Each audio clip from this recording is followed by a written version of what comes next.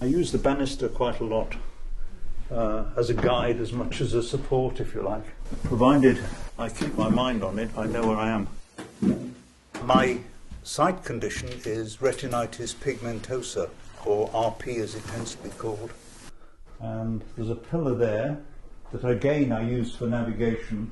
If you'd been here at the weekend, last weekend, you'd have seen how disorientated John was because the furniture had to be moved because we had a kind of lunch party on the Sunday.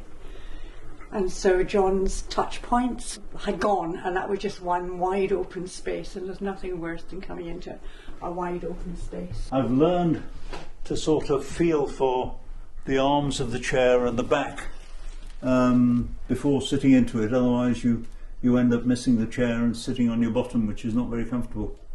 When I was a small child, I was aware of night blindness, and I was taken to an eye specialist then, and I think very little was known about RP in those days. I was told, go away and eat a lot of carrots.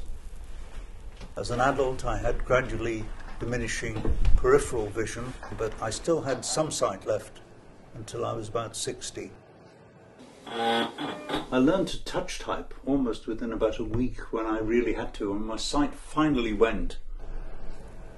I've been totally blind for about nearly the last 20 years. The thing I'm most conscious of is the absolute horror that sighted people feel about losing your sight completely. I mean, they think it would be the absolute end of the world and that there would be no life after that. That simply isn't true. There are certain things you can't do, but most of the things that I need to do, I can do. I want in my life to be as independent and autonomous as I can. When I find myself being dependent on somebody else, sometimes I find it frustrating and I get a bit sort of short-tempered with it. And I think sight loss between partners You want a biscuit? yes, please, Do you want to put it in your plate? does change the quality of the relationship. Oh, chocolatey, I can feel it. She has to do far more in terms of our domestic arrangements than I do. I have to learn to cope with my frustration. She has to learn to put up with a certain degree of dependency from me, and our lives are just more efficient doing it that way. To use a white stick is saying to the world, I am a person with sight loss. People can engage with that, and the crowds will sort of see the white cane coming and often part, so you can go straight through the middle and sail through. Somehow, because I'd been going blind for a long, long time, I think there was one real part of me that never believed that I was going to go totally blind.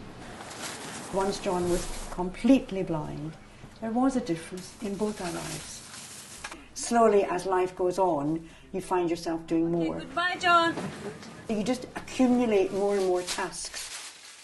There came a point, for example, when I said, well, I think you should get assistance when we're travelling. And John said, don't need that, I'm fine.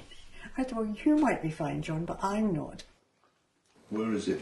I'll give you the hand ones. Hang on. Thank you. This has been rejected, this bit. Which bit? I didn't know there was a bit. We occasionally get irritated with each other around things that are related to sight loss. I think that's inevitable.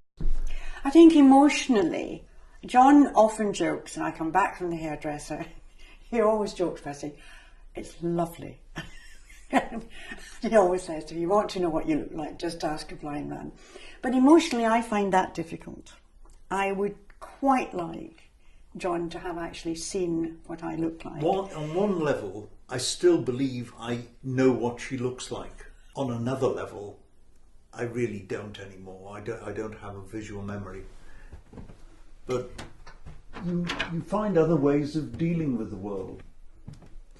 I can find the right hand side of the wardrobe. I know there's a doorknob there, and I can take the shirt out. I don't know what colour this is, but with my colour machine, light grey, purple. It calls it light grey purple. Well, I know I've got a sort of very pale lilac-y shirt, and I think it's that one. People really do systematically underestimate what blind people can do. Purple. You know, life goes on, and it's a good life.